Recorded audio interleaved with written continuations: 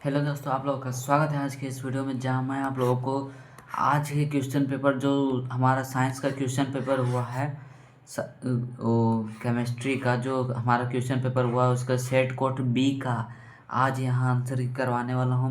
तुरंत फटाफट सारे क्वेश्चन को कंप्लीट करते हैं ताकि आप लोग भी जल्द से जल्द मिला सके कि हमारा जो आंसर है वो सही है या नहीं है, क्या है, कहाँ गलती हुआ, कहाँ सब सही है। आज आपको तुरंत सारे आंसर की देने जा रहा हूँ। थोड़ा देर 2 मिनट और हमारे जो टीम मेंबर्स हैं सारे वो आंसर की करने में लगे हुए हैं, तो 2 मिनट आप लोग रुक सकते हैं।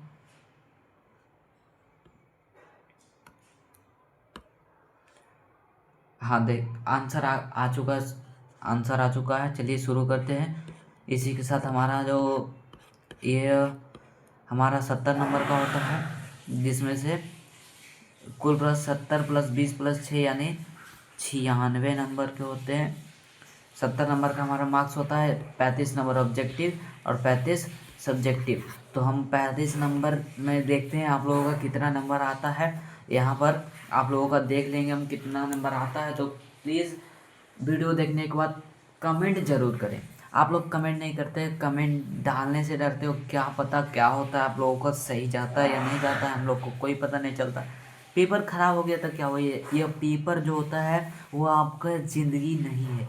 पेपर से आपकी पूरी ज़िंदगी तय नहीं की जा सकती। तो इसलिए जितने आंसर आते हैं प्लीज़ इस वीडियो के लास्ट में आप कमेंट जरूर कर दें कितने आंसर आपके आए हैं, और लाइक भी कर दो यार। 700-800 व्यूज़ जाते हैं, लाइक सिर्फ 10-20 आते हैं, ऐसे थोड़ी होगी। तो चलिए शुरू करते हैं आज के इस वीडियो को। आज का जो पहला क्वेश्चन है उसको शुरू करते हैं। आज का पहला क्वेश्चन है, P4O10 का व्यापक उपयोग होता है। P4O10 मतलब 0 O है, वो ऑक्सीजन। P4O10 का व्यापक उपयोग होता है, तो इसका उपयोग निर्जलीय कारक के रूप में होता है, निर्जलीय कारक के रूप में होता है। अगले क्वेश्चन पर हम लोग चलेंगे। अगले क्वेश्चन में दिया गया है, निम्नलिखित में कौन ऑक्साइड सबसे अधिक अम्लीय होता है। निम्नलिखित में कौन ऑक्साइड सबसे अधिक अम्लीय होता है, तो N2 और O5। N2 और O5 सबसे अधिक अम्लीय होता है। अगले क्वेश्चन पर हम लोग चलेंगे, निम्नलिखित में किसका बंधन ऊर्जा सबसे अधिक है। निम्नलिखित में किसका बंधन ऊर्जा सबसे अधिक है। बंधन ऊर्जा किसका सबसे अधिक है, तो इसमें बंधन ऊर्जा एस और एस के बीच में जो बंधन है वह इसका ऊर्जा सबसे अधिक है। अगले क्वेश्चन पर हम लोग चलते हैं, सल्फर अणु होते हैं। सल्फर अणु जो होते हैं वह अष्टम परमाणविक होते हैं। अष्ट परमाणविक होते हैं। सल्फर अणु जो होते हैं अष्ट परमाणविक होते हैं। अगले क्वेश्चन पर हम लोग चलते हैं। अगले क्वेश्चन में है, निम्नलिखित में से कौन सबसे सबल भस्म है। निम्नलिखित में कौन सबसे सबल भस्म है, तो इसमें जो CiO इनवर्स है ना, यही सबसे सबल अम्ल है। इस पर माइनस आयन दिया गया है, प्लस आयन नहीं है। माइनस आयन Ci पर प्लस, O पर माइनस आयन दिया गया है। अगले क्वेश्चन पर हम लोग चलते हैं, निम्नलिखित में से कौन शून्य के अतिरिक्त सिर्फ एक ऑक्सीजन अवस्था प्रदर्शित करता है। निम्नलिखित में कौन शून्य के अतिरिक्त सिर्फ एक ऑक्सीजन अवस्था प्रदर्शित करता है, तो कौन करता है, तो फ्लोरीन। कौन करता है, तो फ्लोरीन। अगले क्वेश्चन पर चलते हैं हम लोग, निम्नलिखित में कौन अपकारक का कार्य नहीं कर सकता है। अब कौन अपकारक का कार्य नहीं कर सकता है, तो ये इसका सही जवाब होगा CO2 यानी कार्बन डाइऑक्साइड। मैं एक केमिस्ट्री का टीचर हूँ, आप लोगों को सभी सारे सही आंसर बताने वाला हूँ, तो लास्ट तक जुड़े रहिए। यदि एक संक्रमक तत्व का इलेक्ट्रॉनिक विन्यास +3 ऑक्सीकरण अवस्था में Ar3D4 है, तो इसकी परमाणु संख्या होगी। इसकी परमाणु संख्या क्या होगी, तो इसकी परमाणु संख्या 25 होगी। इसकी परमाणु संख्या 25 होगी। अगले क्वेश्चन पर चलते हैं, लेथेनाइट तत्वों की सबसे सामान्य ऑक्सीकरण अवस्था होती है। लेथेनाइट तत्वों की सबसे सामान्य ऑक्सीकरण अवस्था क्या होती है, तो यह +3 होती है, +3 होती है। अगले क्वेश्चन पर चलते हैं हम लोग। अगले क्वेश्चन में है, NiCO4 में Na ऑक्सीकरण अवस्था है। Na की ऑक्सीजन Na यानी निकेल, निकेल की ऑक्सीकरण अवस्था क्या है? निकेल की जो ऑक्सीकरण अवस्था है वह है 0। इसमें निकेल की ऑक्सीकरण अवस्था 0 है। अगले क्वेश्चन पर चलते हैं। जटिल यौगिक CONH3 का होल 5 ClCl2 के जलीय विलयन की आयनों की संख्या। यह मैंने कल जो गेस क्वेश्चंस करवाए थे, जो बोला था यह पेपर आउट होगा, उसी का क्वेश्चन ही है, उसी का क्वेश्चन है ये। तो 11 नंबर का जो सही आंसर हो जाएगा वह होगा 3। इसका सही आंसर क्या होगा? 3। जलीय विलयन में इसका आयनिक संख्या 3 होती है। अगले क्वेश्चन पर चलते हैं। अगले क्वेश्चन में NH3 का होल 5 BrSO4 और CNH3 का होल 5 SO4 और Br एक दूसरे के है। यह एक दूसरे के क्या है? तो यह एक दूसरे के जो है वह आयनन समावयव है, आयनन समावयव है। अगले क्वेश्चन पर हम लोग चलते हैं। अगले क्वेश्चन में विटामिन B12 में उपस्थित रहता है। यह भी मैंने कल करवाया था। विटामिन B12 में उपस्थित रहता है। विटामिन B12 में क्या उपस्थित रहता है? तो कोबाल्ट उपस्थित रहता है। क्या? तो कोबाल्ट उपस्थित रहता है। जब क्लोरोफॉर्म एसीटोन से अभिक्रिया करता है, जब क्लोरोफॉर्म एसीटोन से अभिक्रिया करता है तब निम्नलिखित में कौन बनता है? तो इसमें जो बनता है उसका नाम है क्लोरेटोन, क्लोरेटोन। अगले क्वेश्चन में हम लोग चलते हैं। अगले में दिया गया ईथर का सामान्य सूत्र होता है। ईथर का सामान्य सूत्र क्या होता है? ईथर का सामान्य सूत्र होता है CnH2n+2O, CnH2n+2O। अगले क्वेश्चन पर हम लोग चलते हैं। जल्द से जल्द सारे क्वेश्चन को कवर करते हैं। इसका निम्नलिखित में से कौन अभिकर्मक एल्डिहाइड एवं एसीटोन दोनों से आसानी से अभिक्रिया करता है? तो दोनों से कौन आसानी से अभिक्रिया करता है? तो ग्रीनगार्ड अभिकर्मक, ग्रिग्नार्ड अभिकर्मक, ग्रिग्नार्ड अभिकर्मक। अगले क्वेश्चन पर हम लोग चलते हैं। अगले क्वेश्चन में दिया गया है CH3 CH2COCH2, CH3 का IUPAC नाम CH3 CH2 COCH2 और CH3। इसका सही आंसर हो जाएगा 17 का पेंटेन, नहीं 3 पेंटेनॉन, 3 पेंटेनॉन हो जाएगा इसका आंसर। अगले क्वेश्चन पर हम चलते हैं। अगले में दिया गया निम्नलिखित में किसके साथ कैनिजारो अभिक्रिया होती है? कैनिजारो अभिक्रिया किसके साथ होती है? तो यह HCHO के साथ होती है, HCHO के साथ होती है। अगले क्वेश्चन पर हम लोग चलते हैं। निम्नलिखित में कौन टार्टरिक अम्ल है? निम्नलिखित में कौन टार्टरिक अम्ल है? तो इसमें जो HOCH और COOH से ये 3 बंधन इससे जुड़े हुए हैं। CH से 3 बंधन, ऑक्सीजन से 1 बंधन और कार्बन से 1 बंधन जुड़े हुए हैं। यही है टार्टरिक अम्ल, यही है टार्टरिक अम्ल। अगले क्वेश्चन पर हम लोग चलते हैं। अगले क्वेश्चन में दिया गया है एक कार्बनिक यौगिक की अभिक्रिया NaHCO3 से संतृप्त विलयन से कराने पर बुदबुदाहट होती है, तब वह यौगिक है। यह यौगिक का नाम हो जाएगा एसिटिक अम्ल, एसिटिक अम्ल। अगले क्वेश्चन पर हम लोग चलते हैं। अगले क्वेश्चन में है निम्नलिखित में कौन आइसोप्रोपिल एमीन है? आइसोप्रोपिल एमीन है। तो इसका सही आंसर हो जाएगा CCH3 CH3NH, यही इसका सही आंसर हो जाएगा। अगले क्वेश्चन पर चलते हैं हम लोग। अगले क्वेश्चन में निम्नलिखित में कौन उत्कृष्ट गैस आसानी से द्रवीकृत हो जाता है? द्रवीकृत होने वाले जो गैस होते हैं ना, आसानी से उत्कृष्ट गैस जो द्रवीकृत हो जाते हैं यानी द्रव में बदल जाते हैं, तो यह सिर्फ XE यानी जीनॉन है, जेनॉन है। अगले क्वेश्चन पर हम लोग चलते हैं। सल्फर का पेरोक्सी अम्ल है। सल्फर का पेरोक्सी अम्ल क्या है? सल्फर का जो पेरोक्सी अम्ल है H2SO8, H2SO8 इसका सही आंसर हो जाएगा। तो अगले क्वेश्चन पर चलते हैं। जल्द से जल्द सारे क्वेश्चन को खत्म करते हैं। तो ये हमारा रहा अगला क्वेश्चन। निम्नलिखित में से किस विधि के द्वारा नाइट्रिक अम्ल का निर्माण अमोनिया से होता है? निम्नलिखित में किस विधि के द्वारा नाइट्रिक अम्ल का निर्माण अमोनिया से होता है? तो इसका राइट आंसर होगा ओस्टवॉल्ड विधि, ओस्टवॉल्ड विधि। अगले क्वेश्चन में है निम्नलिखित में से कौन गैस जल के ऊपर संग्रहित नहीं की जा सकती? जल के ऊपर संग्रहित कौन सी गैस नहीं की जा सकती है? तो SO2 यानी सल्फर, SO2 यानी सल्फर डाइऑक्साइड, सल्फर डाइऑक्साइड। अगले क्वेश्चन पर हम लोग चलते हैं। अगले क्वेश्चन में पारा Hg और ओजोन की अभिक्रिया से निम्नलिखित में कौन बनता है?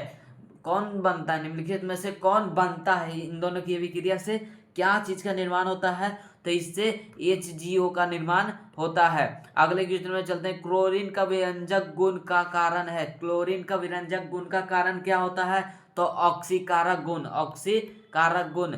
अगले क्वेश्चन पर हम लोग चलते हैं। उत्कृष्ट गैसों का 72 इलेक्ट्रॉनिक विन्यास होता है। उत्कृष्ट गैसों का 72 इलेक्ट्रॉनिक विन्यास क्या होता है? तो इसका इलेक्ट्रॉनिक विन्यास होता है NS2 NP6। अगले क्वेश्चन पर हम लोग चलते हैं। अगले क्वेश्चन में एक फलक केंद्रित घनाकार इकाई सेल में परमाणुओं की संख्या होती है। फलक केंद्रित घनाकार इकाई सेल में परमाणुओं की संख्या कितनी होती है? तो 4। इसमें परमाणुओं की संख्या 4 होती है। फलक केंद्रित आप लोगों ने देखा होगा इस प्रकार से होती है। एक जो हमारे एक यहाँ, एक यहाँ, एक यहाँ, एक यहाँ और एक अंदर एक बाहर, इसमें 1/2 भाग लेते हैं और इसमें कोनों पर होते हैं। तो कोनों पर 1 और जो अंदर रहते हैं वो 3 प्लस होगा। 3 और 1 4 परमाणु एक फलक केंद्रित घनाकार इकाई सेल में परमाणुओं की संख्या 4 होती है, यानी उपस्थित होते हैं। पिंड केंद्रित घनाकार सेल में पैंकी का संकुलन गुणांक होता है। पिंड केंद्रित में जो होता है वह 68% होता है। 68% जो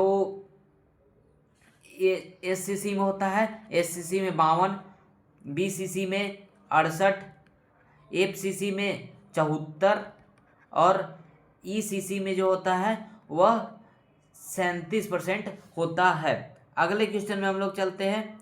जल्द से जल्द सारे क्वेश्चन को कवर करते हैं। निम्नलिखित में से कौन लौह चुंबकीय पदार्थ है? निम्नलिखित में कौन लौह चुंबकीय पदार्थ है? तो लौह चुंबकीय पदार्थ जो है वह Fe लोहा है। Fe लोहा है। निम्नलिखित में से किस में फ्रैंकल दोष है? निम्नलिखित में किस में फ्रैंकल दोष है? तो फ्रैंकल दोष जो होता है वह सिल्वर क्लोराइड में फ्रैंकल दोष है। अगले क्वेश्चन पर चलते हैं हम लोग। निम्नलिखित में किस यौगिक का जलीय घोल असामान्य परासरीन दाब प्रदर्शित करता है? तो इसका सही आंसर हो जाएगा सामान्य नमक। अगले क्वेश्चन पर हम लोग चलते हैं। अगले क्वेश्चन में है किसी विलेय के विलायक में एक मोलल घोल के क्वथनांक उन्नयन को कहा जाता है। तो क्वथनांक उन्नयन को क्या कहा जाता है? तो क्वथनांक मापी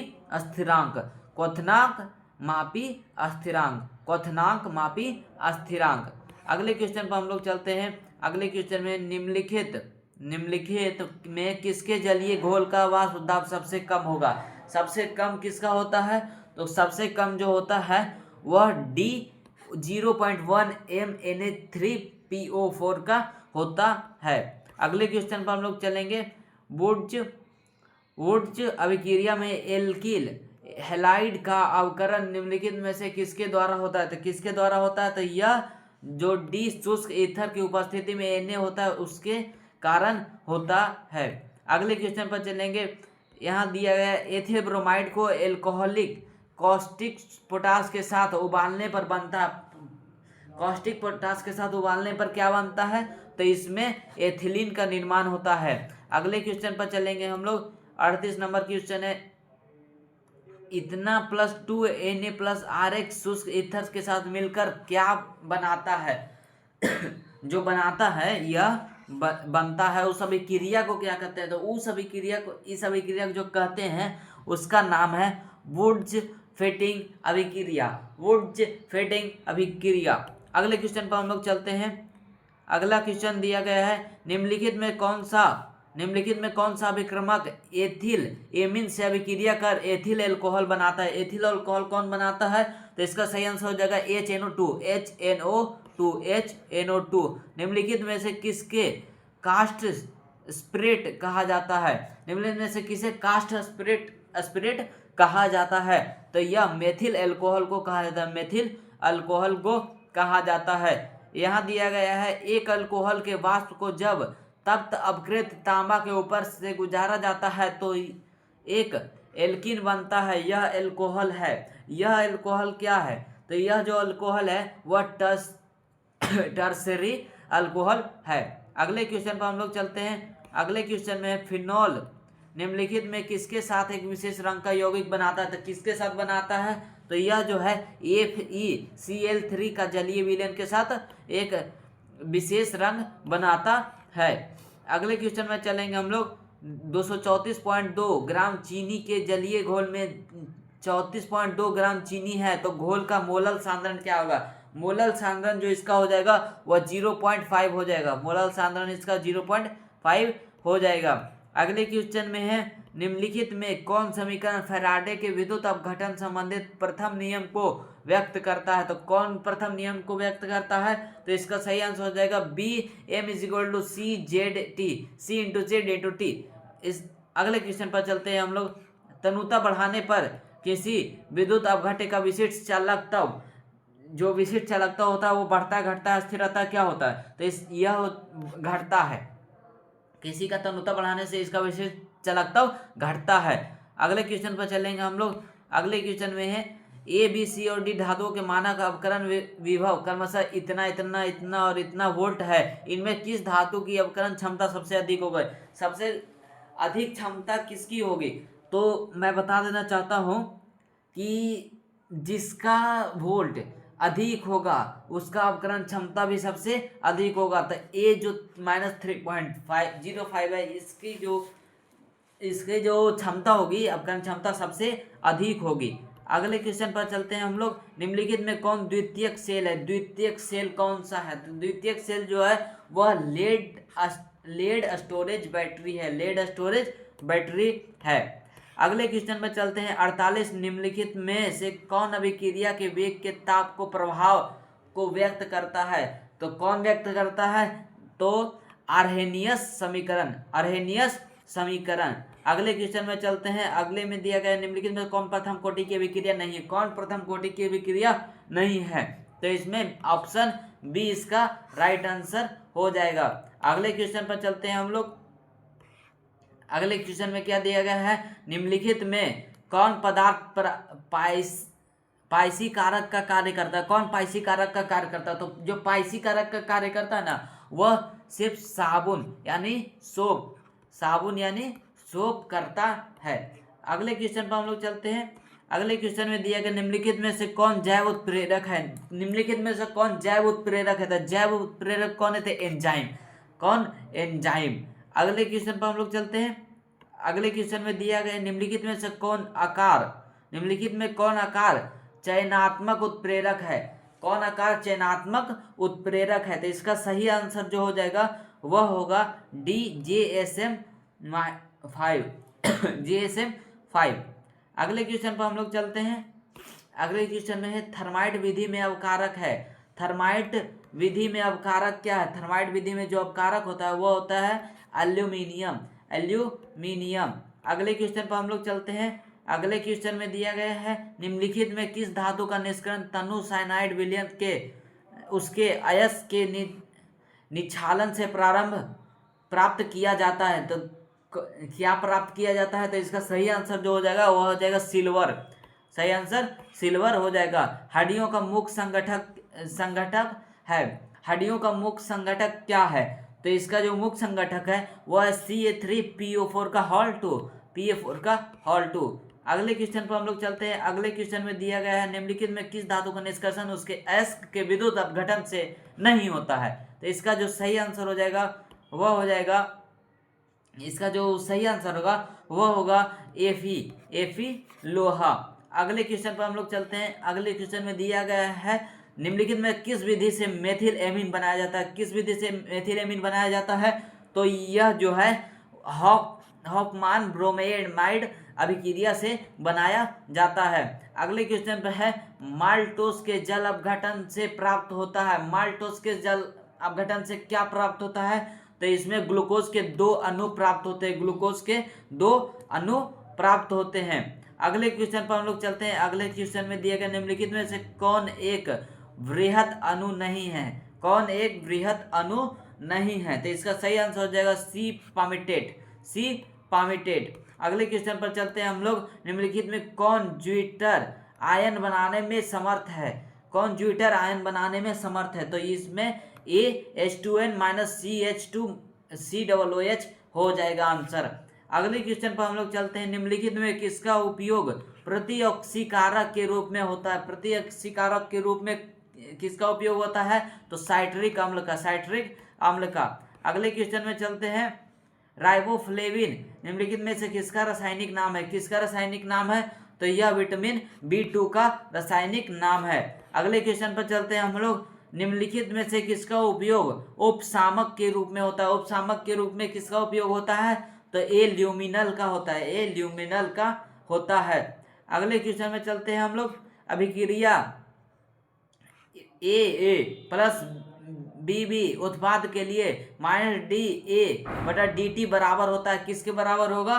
तो इस अभिक्रिया में यह -A/B dB/dt के बराबर होगा। अगले क्वेश्चन पर चलते हैं। रेडियो सक्रिय क्षय है एक, यह क्या है? यह जो है वह प्रथम कोटि की अभिक्रिया है, प्रथम कोटि की अभिक्रिया है। अगले क्वेश्चन पर हम लोग चलते हैं। 288 के पर 1 ग्राम चारकोल के द्वारा H2CH4CO2 NH3 गैसों की अधिशोषित आयतन का क्रम है। इसका क्रम जो है वह हो जाएगा,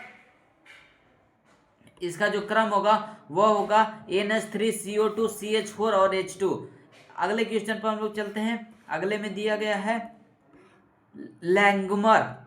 लैग्मर के अधिशोषण समताप का सही व्यंजक है। सही, इसका सही व्यंजक जो हो जाएगा वह x/m = AP/1 + BP होगा। अगले क्वेश्चन पर हम लोग चलते हैं। कोलाइडी कणों का आकार होता है। कोलाइडी कणों का आकार क्या होता है? तो कोलाइडी कणों का आकार 1 nm से 100 nm के बीच में होता है, 1 nm से 100 nm के बीच में होता है। अगले क्वेश्चन में चलते हैं हम लोग। अगले क्वेश्चन में धुआं एक कोलाइडी अवस्था है, जिसमें धुआं एक कोलाइडी अवस्था है जिसमें एक ठोस गैस में परिक्षिप्त रहता है, एक ठोस गैस में परिक्षिप्त रहता है। थोड़े बहुत क्वेश्चन अटपटे हैं, मतलब कि दिखते नहीं है। तो मक्खन एक उदाहरण है। मक्खन किसका उदाहरण है? तो यह जेल का उदाहरण है, यह जेल का उदाहरण है। मक्खन जो है वह जेल का उदाहरण है। यहाँ तक आपका सारा क्वेश्चन समाप्त होता है। 70 क्वेश्चन मैंने करवा दिया। तो आपका भी फर्ज बनता है कि आपका 35 में से कितना मार्क्स है ये आप लोग बताने का कष्ट करेंगे कमेंट बॉक्स में। और जितने भी छात्र, जितने भी बच्चे हमारे वीडियोस देखते हैं वह प्लीज़ वीडियो को लाइक कर दे, ताकि हमें भी इनसे मोटिवेशन मिलती है। और जितने बच्चे देखते हैं कि बहुत सारे बच्चे देखते हैं पर वीडियो लाइक नहीं करते हैं, तो प्लीज़ लाइक कर दे।